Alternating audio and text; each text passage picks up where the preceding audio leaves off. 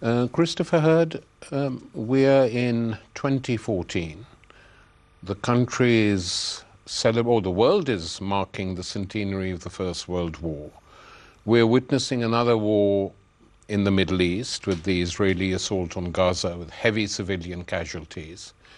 And the coverage of the BBC has created such anger in the country that the big demonstration this week, early August 2014, is going to start outside the BBC headquarters in March to Hyde Park. So a great deal has changed as far as the BBC is concerned. And it's ironic that this is an organization that was set up soon after the First World War and partially as a result of it. Could you take us through the early years of the BBC? What was the thinking behind setting up a broadcasting corporation of this sort? Well, I think you're absolutely right to draw attention to the sort of historic parallel there. I mean, you know, like many, many institutions in capitalist society, the BBC has its roots in the military and in the government, and with state control and state support. And it was actually during the First World War that the government realised just how important radio and wireless communication was. And this was obviously something so important, so powerful, this needed to be controlled by the state.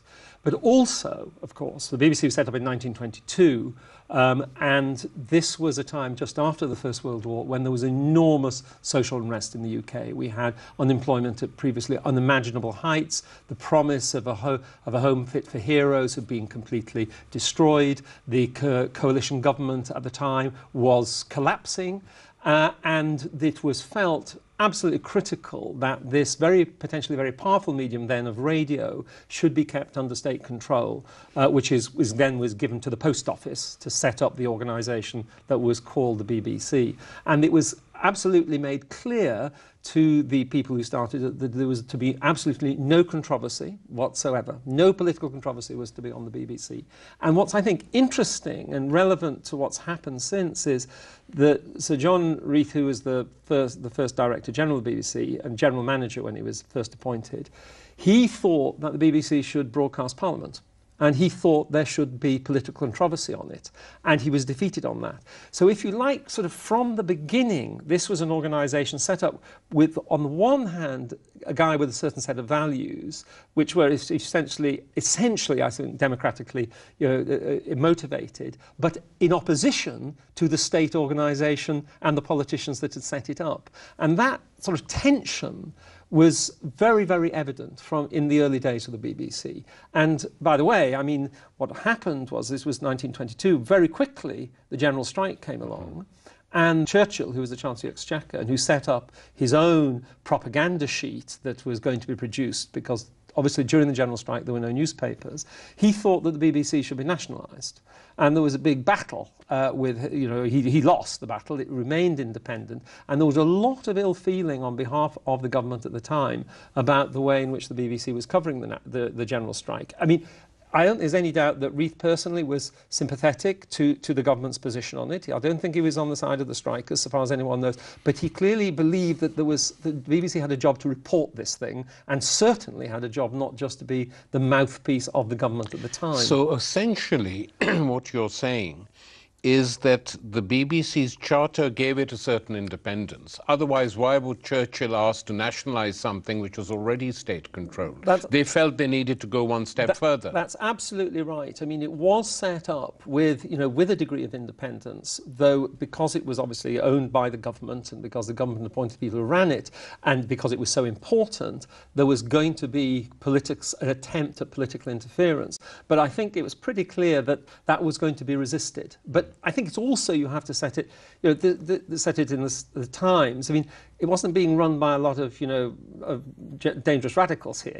It was run by people who were essentially members of the same class. There's some differences, but essentially they were. So it was an argument, if you like, within, the ruling class. But I agree. But the fact that they were from the same class also gave them a certain confidence, a class confidence, in how to deal with the politicians who were their equivalents. So if they didn't agree with them, they weren't scared off. because of their power, but they had it out, and maybe they lost, maybe on some things they won, but they were part of the sort of same broad consensus that governed the country. Yeah, I think that's absolutely right. And when the idea of setting up commercial television came along in the right at the beginning of the 1950s, what's interesting is that, well, you might like to say the old Tories couldn't see the point of this. Right? There's a very interesting story told of Lord Hailsham, and I'm sure it's not just a story, I'm sure it's absolutely true, by the way. You know, and the whole case that was being presented for setting up commercial television was being presented by essentially these largely young, business-orientated Conservative MPs in the early 1950s. Just about one of the first things after the fall of the Labour government that they looked at was how do we introduce commercial television? You know, it's that important to them. And Hailsham was against this and making a very good point. He said, but the thing is, you keep saying the BBC is a monopoly. The BBC is not a monopoly because it doesn't have any customers. BBC is a public service.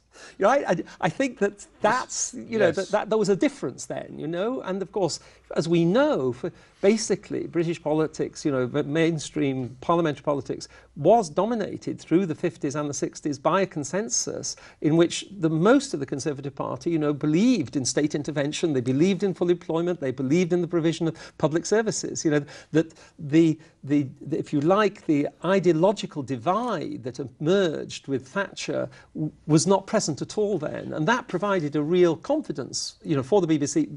And as you say, they were talking to each other. I mean, they disagreed, of course, but they essentially the people who led it were the people who led the country as well. Yeah, and they knew, the BBC people knew how far they could go without upsetting too many of those running the country.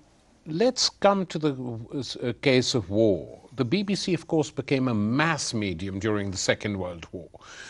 Virtually the entire country had a receiver.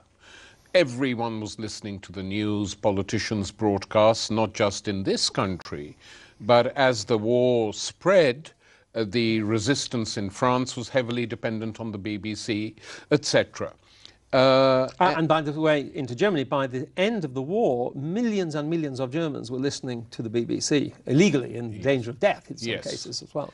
And that, I think, that what gave the BBC its enormous reputation as a public service channel, if you like, was the role it played during the Second World War, which was a difficult thing to navigate. And obviously it supported the Allies, as did the country, and as did large parts of the world. But the fact that it could also at the same time have critical discussions on culture, on this and that, gave it a listenership which has no equivalent today. I think that it's true. It's very interesting, you know, actually, when at the beginning of the Second World War, the executive, who was then in head of news in the BBC, called everybody together and gave a somewhat terse speech in which he said, "We're at war, our job is to tell the truth, good luck."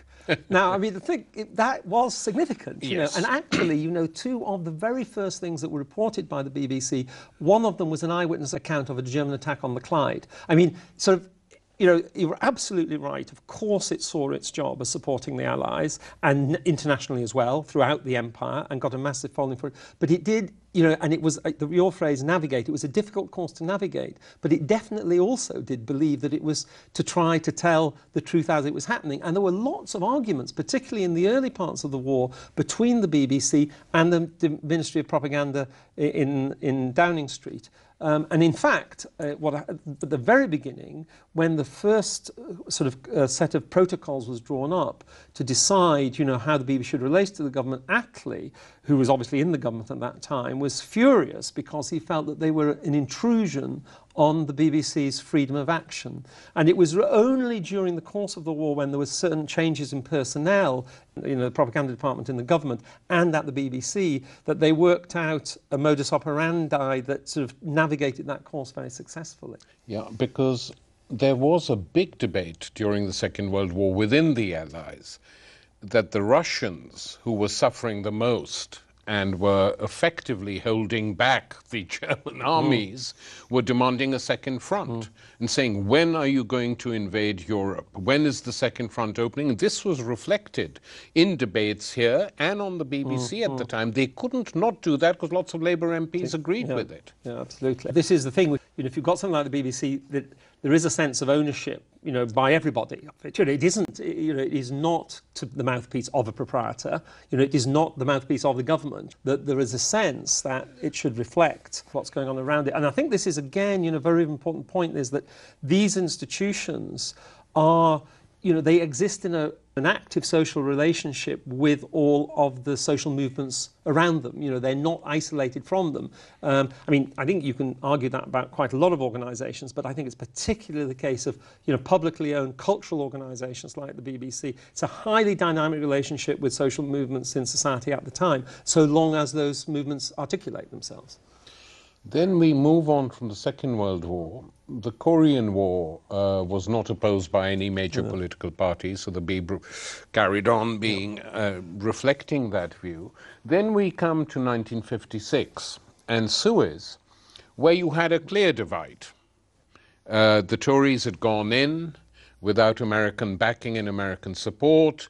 The Labour Party was opposing the intervention in Suez, and the Beeb was under heavy pressure because it knew it couldn't ignore the opposition, because you'd had 50,000 people in Trafalgar Square listening to leaders of the opposition opposing the war.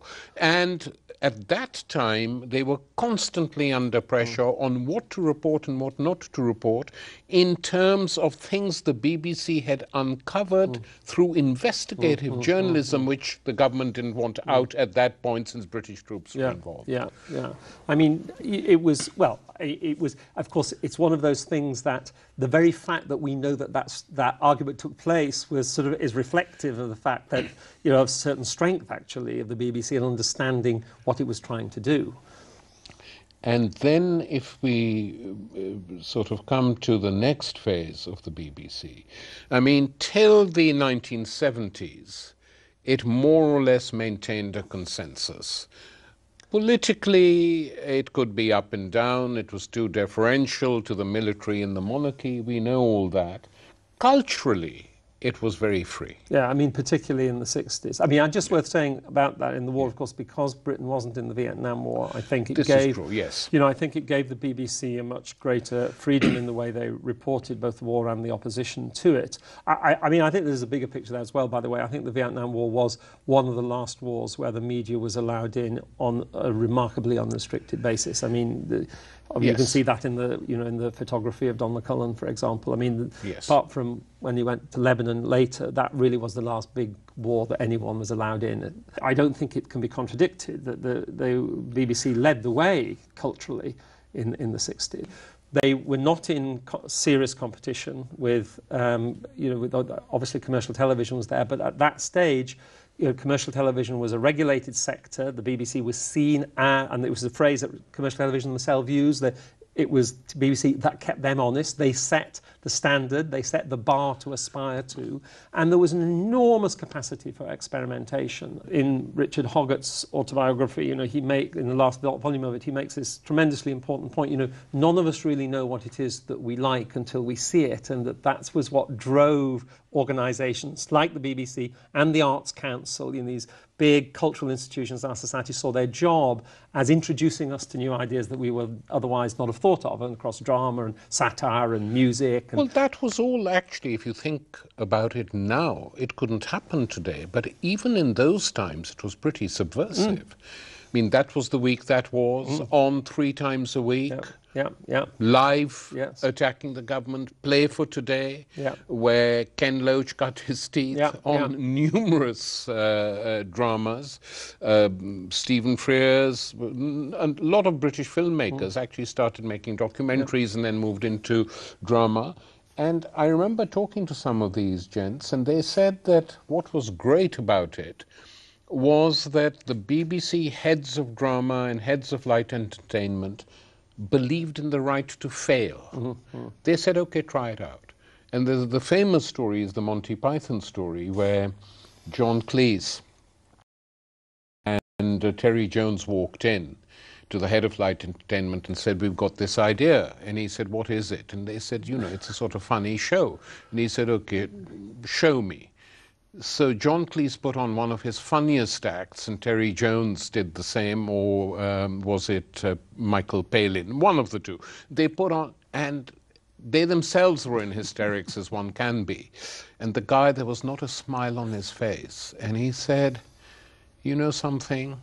I don't find this funny at all, but I'm going to give you money to make 6, and let's see how they go.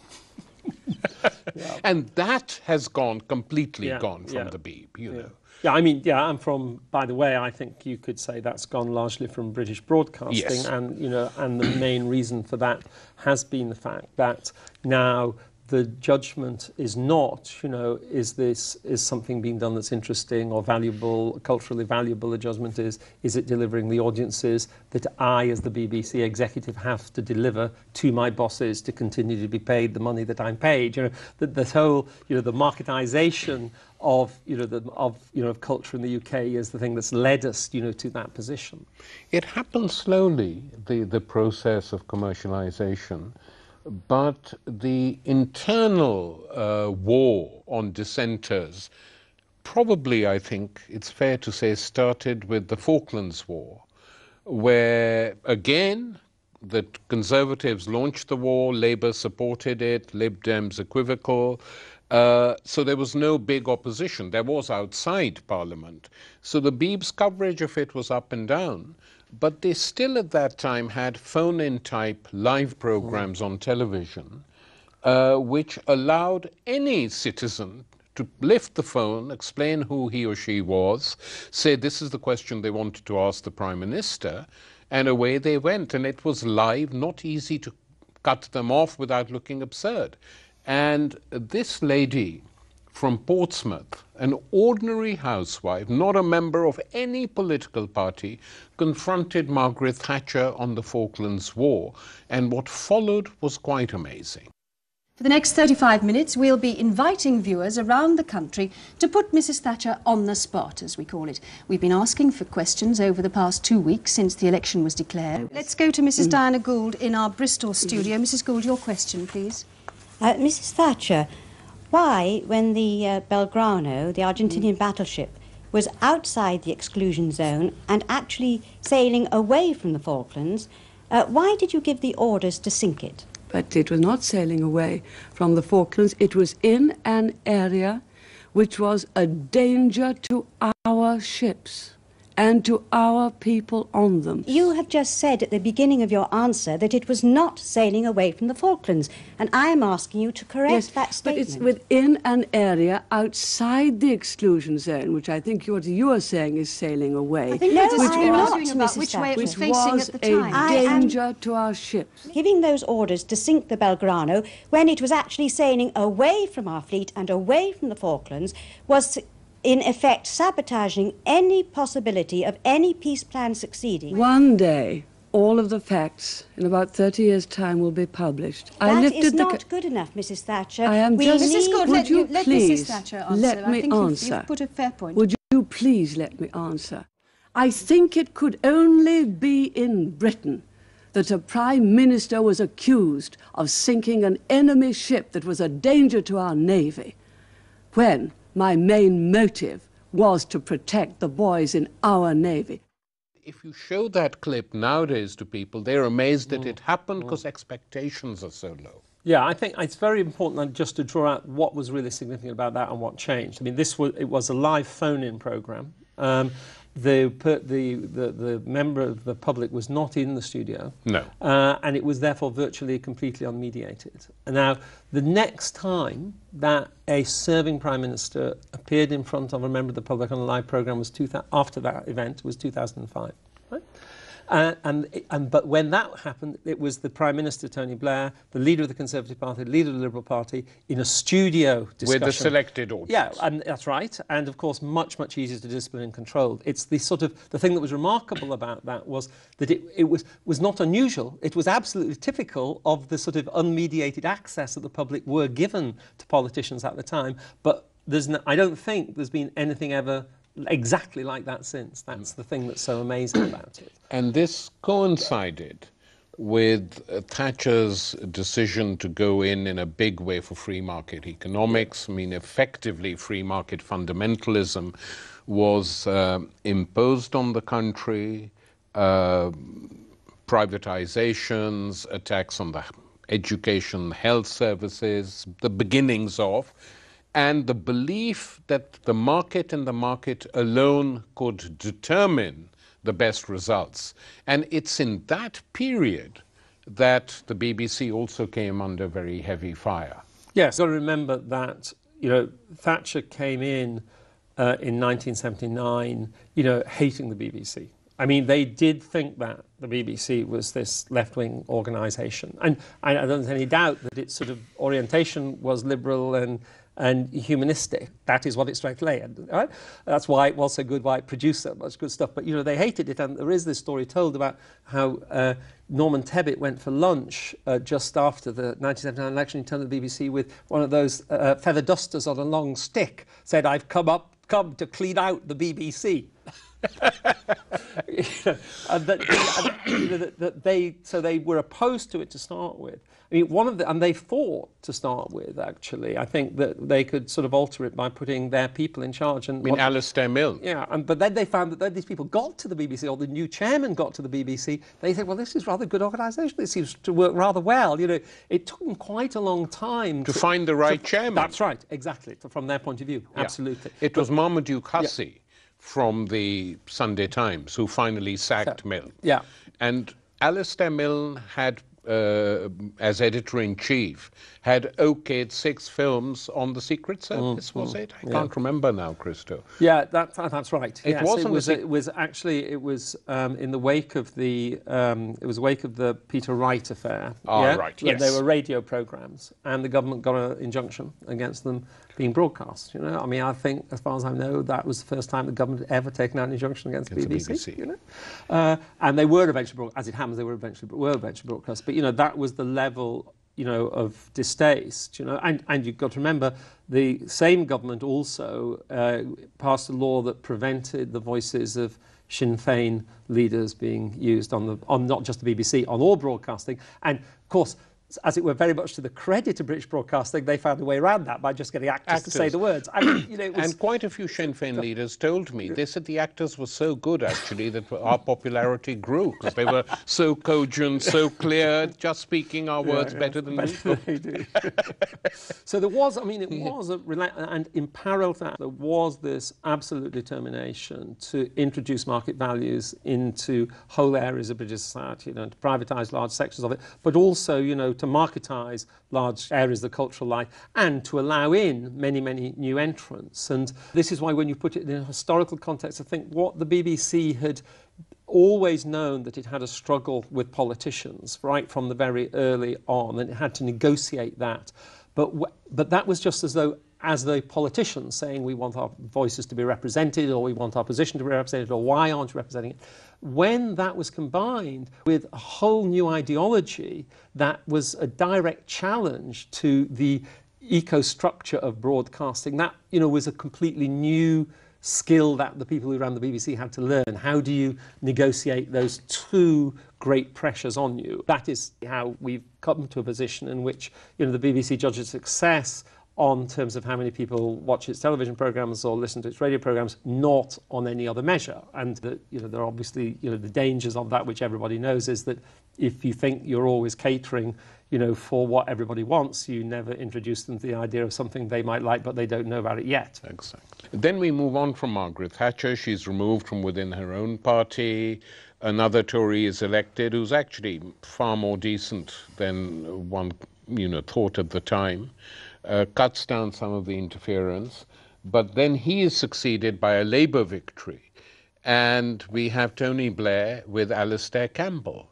And their interference on a daily basis on the major political programs, current affairs shows of the BBC, according to a number of BBC producers, was much worse than that carried out by Bernard Ingham under Margaret Thatcher. Interfering, bullying, hectoring, which finally led to this huge clash with Greg Dyke on the Iraq War. Yeah, I think this took a lot of people by surprise. Alistair Campbell was determined that they would control the agenda, completely control the political agenda. Obviously, the BBC is one of the most influential organisations in that respect, and it was, as you say, a relentless barrage, and over often trivia, halfway through a radio programme, the producer would get a telephone call from Campbell complaining about something that had been said 5 or 6 minutes beforehand. And not just from him, by the way. All of the press officers in the departments and the political advisors were briefed as such. And I remember, indeed, receiving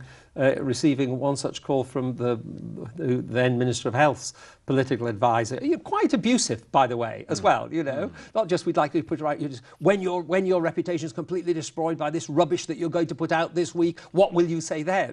Yeah. I mean, I think that was, it was a big wake-up call, for them, that it wasn't going to ever go back to what it was like before. However unfortunate the choice of phrase was by Andrew Gilligan, the BBC reporter, in which he was right. Yeah, he was absolutely right. I mean, we all know there was no substantial evidence of weapons of mass destruction at all, and we also know that what was a large number of pieces of paper were taken together and made to say something much bigger than they ever said. Everyone now admits this. This is what Gilligan was attacked for by Campbell. And then when even Blair has now admitted publicly that the Hutton report was designed basically to screw the BBC and cover their tracks. Because when the Murdoch employee, Rebecca Brooks, was being tried, Blair sent her a private email saying, don't lose your, what we need to do is a Hutton. In other words, totally cynical and shameless. And Hutton did the job, and Greg Dyke went, and the BBC chairman went. Both were, till then, actually Labour supporters. Yep. Both of them went, and then Greg Dyke, the Director General, revealed, what had been going on behind the scenes, and it was shocking, but also BBC journalists, many honest, decent people working for the BBC, felt that this was a turning point, because I have never known journalists, BBC employees, pouring out of the BBC headquarters all over the country to salute and say farewell to Greg Dyke. Yeah, no, I think that was quite a moving event, actually. And they knew it was over.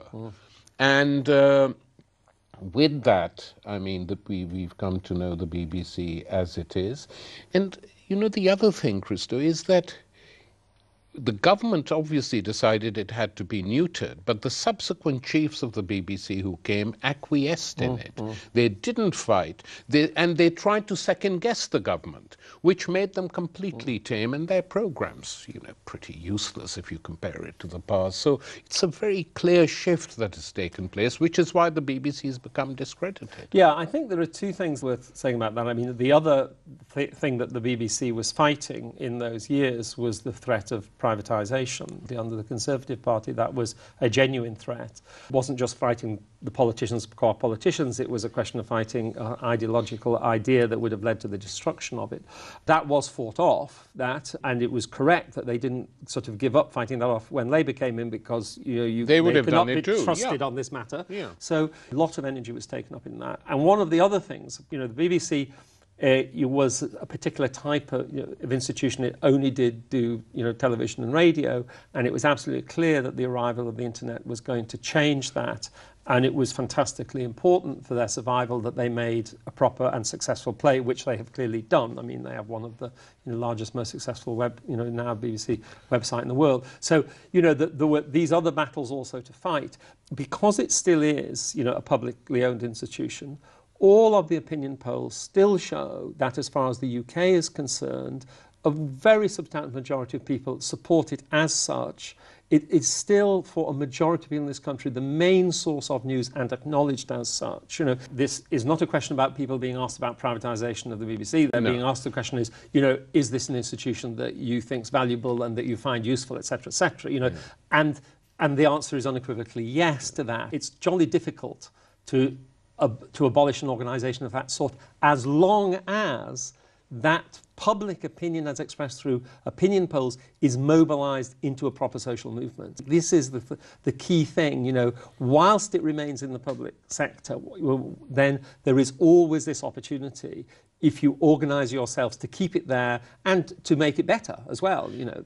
Well, I mean, this was done once, if you recall, in the 60s and 70s by the so-called moral majority, Mary Whitehouse, who set up the Listeners and Viewers Association, quite effectively, it has to be said, constantly challenging them on divorce laws, on abortion, on a play by Ken Loach or Dennis Potter, and causing headaches in the BBC, saying, you know, what have they got a point, etc. I've never understood why more progressive-minded people haven't set up a similar organisation to monitor what is, after all, a public service for which we pay, and challenge them all the time. Well, that's very much my point. You know, I think that's sort of where the opportunity lies, you know, that it is an organisation by virtue of its ownership that expects to be held to account, you know, so, you know, we jolly well should do that. Also, I mean, there's always the possibility at some stage in the future, maybe a long time in the future, that there will be a change and that a different dispensation will exist, and that might permit people to revive the BBC. But even in order to revive it, they will have to know its history and what it used to do. And my big fear is that the current generations basically have very little sense of history. I mean, often when you show them the films you made or I made in the 60s or 70s or 80s, to students, the question they ask, was this actually shown on television? And you say, yes, but how, they want to know. And if it was done once, it can be done again. That's my feeling. So I think one has to be very critical of the BBC, but not demand its abolition or that it's privatised, because that is the agenda of the Daily Mail and Murdoch, and has been. No, absolutely. And, you know, it's like, you know, someone said, you know, that it's, you know, these parts that of, you know, the world that we have today, that could be very much the parts of an even better world in the future, are the things that we should, you know, keep, agitate about, improve, so they will be there in the future. On that utopian note, let's call it a day. Very good.